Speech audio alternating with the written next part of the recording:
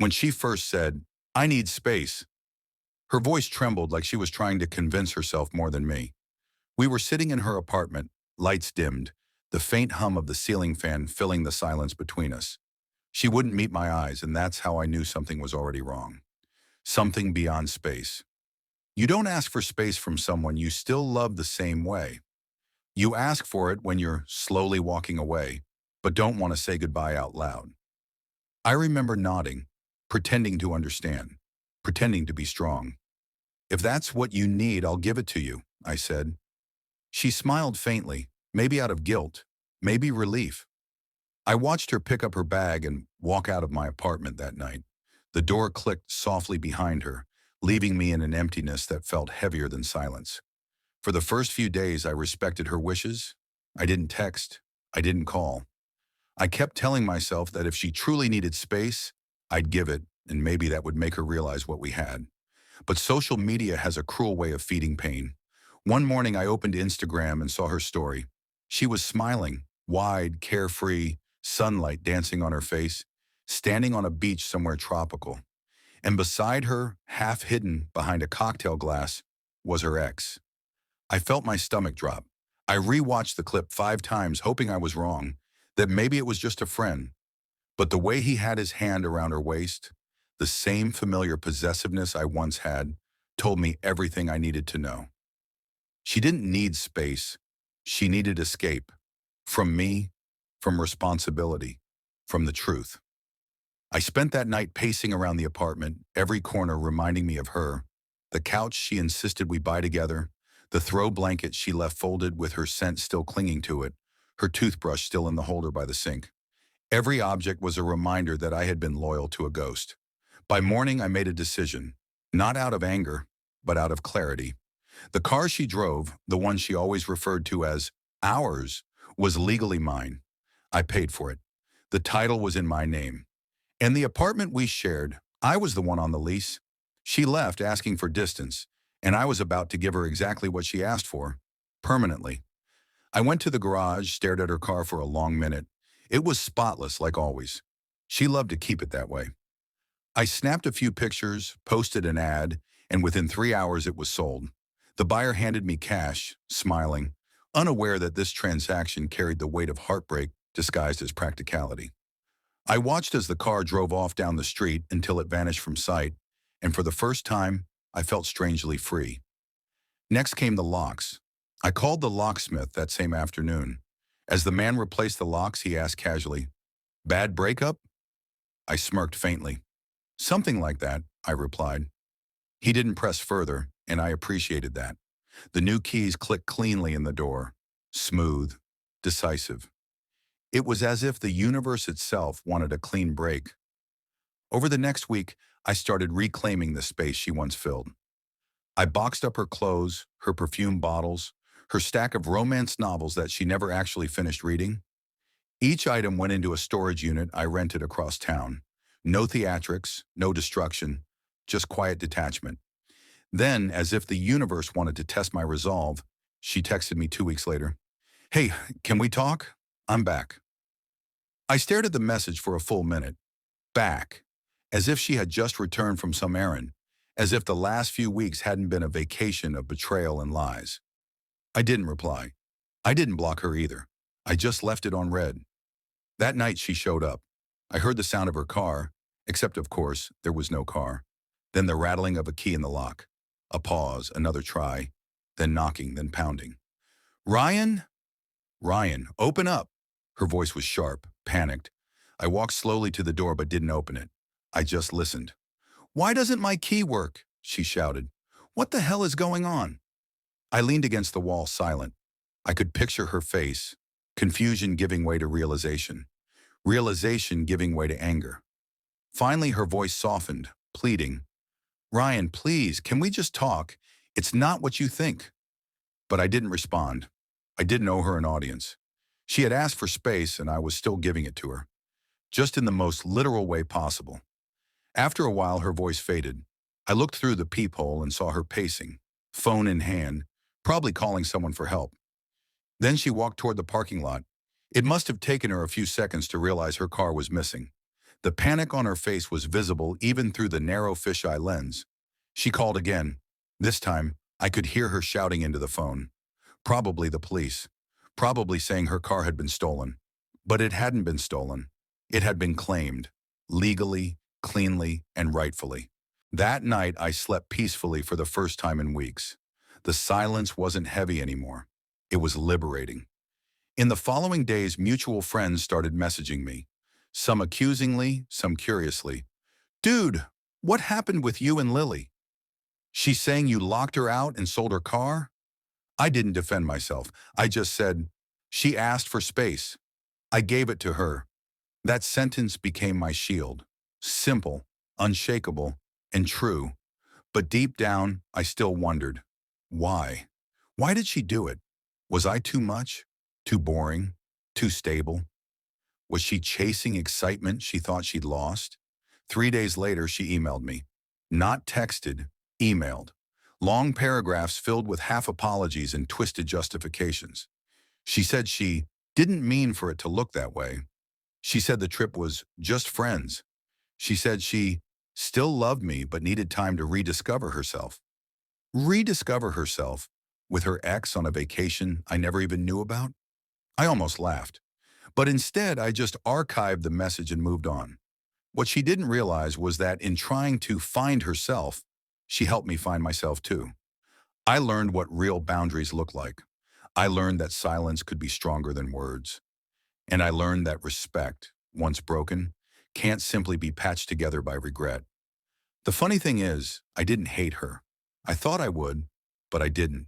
I pitied her, because somewhere inside her, she probably knew she'd lost something real. Weeks passed. Life settled.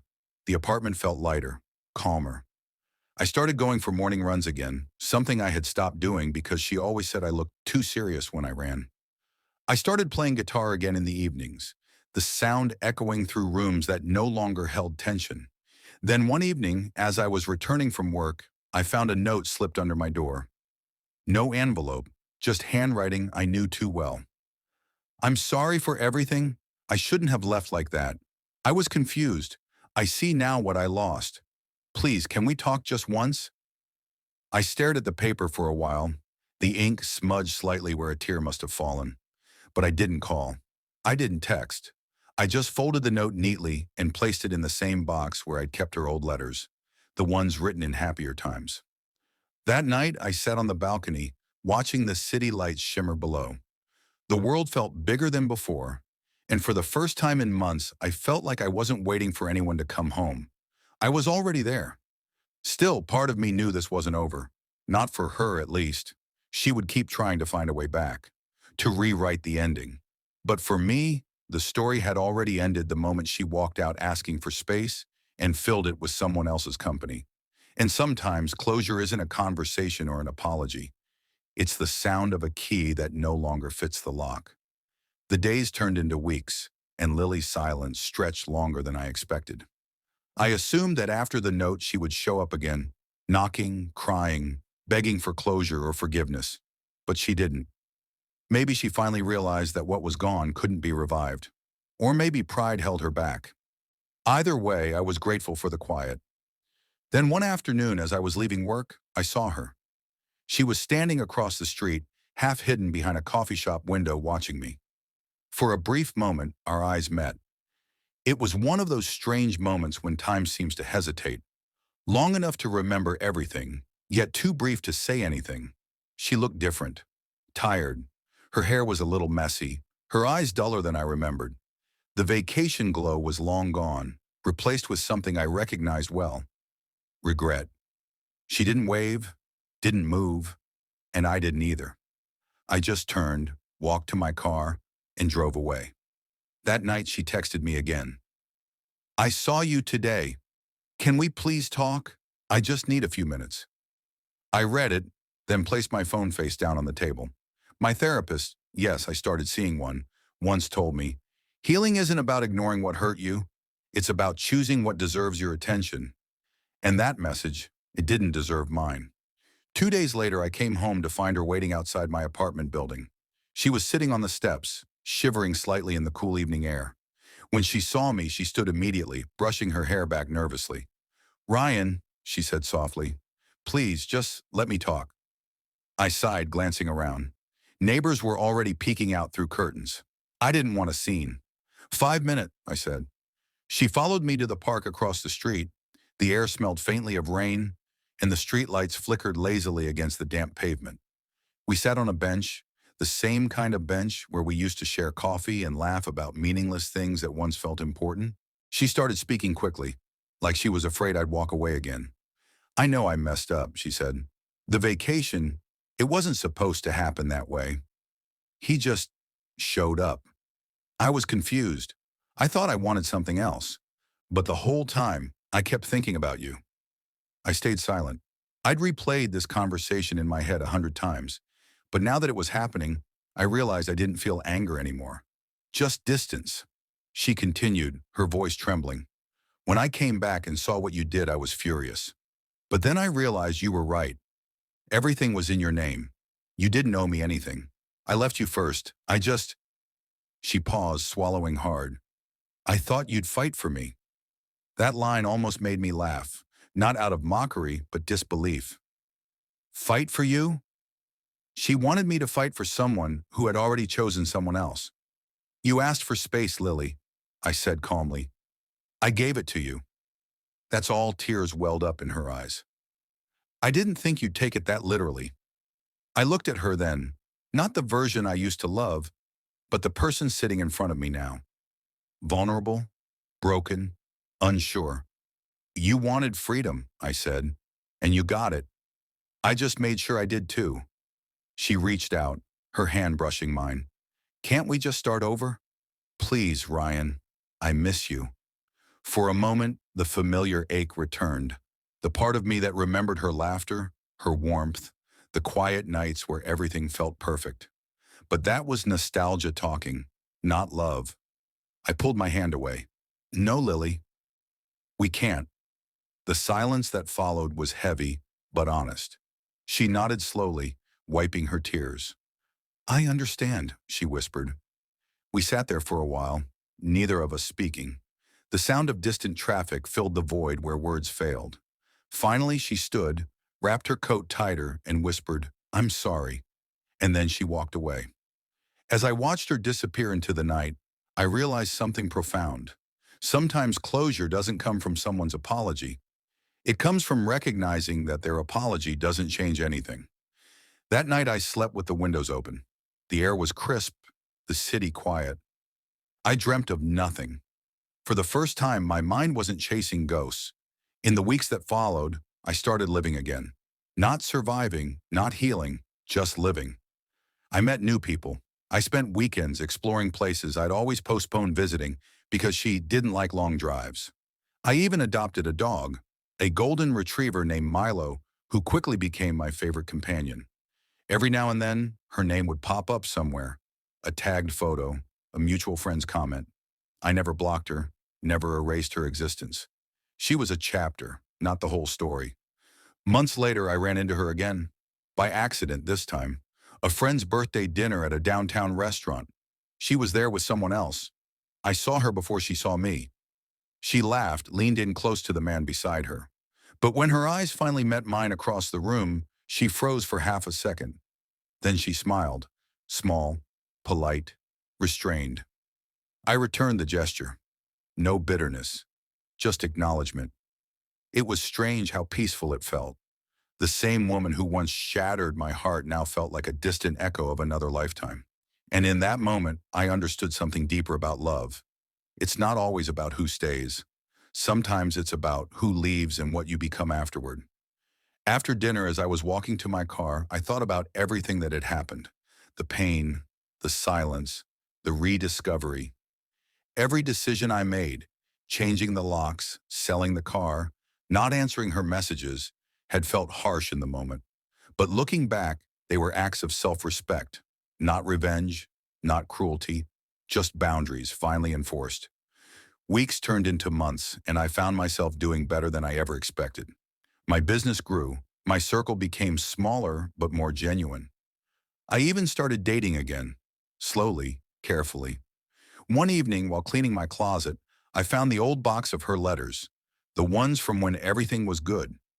For a long time, I just sat there, running my fingers over the faded ink. Then I carried the box to the balcony and opened it one last time. The memories poured out like smoke. Sweet, painful, irreplaceable. I didn't burn them, though. I just watched the sunset until the last trace of orange faded into deep blue.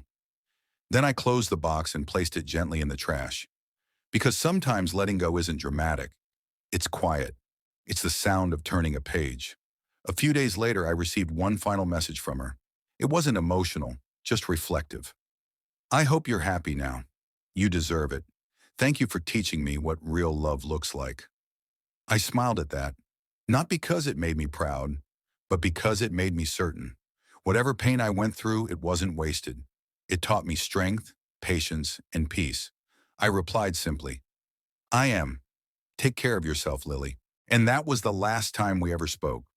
Life went on, as it always does. But it wasn't the same life. It was better. I had found a version of myself that didn't need someone else's validation to feel whole. Sometimes I still pass by the park where we had that final conversation. The bench is still there, the same streetlight flickering nearby. But now when I walk past, I don't feel sorrow. I feel gratitude. Because that place, once a scene of heartbreak, became a symbol of strength.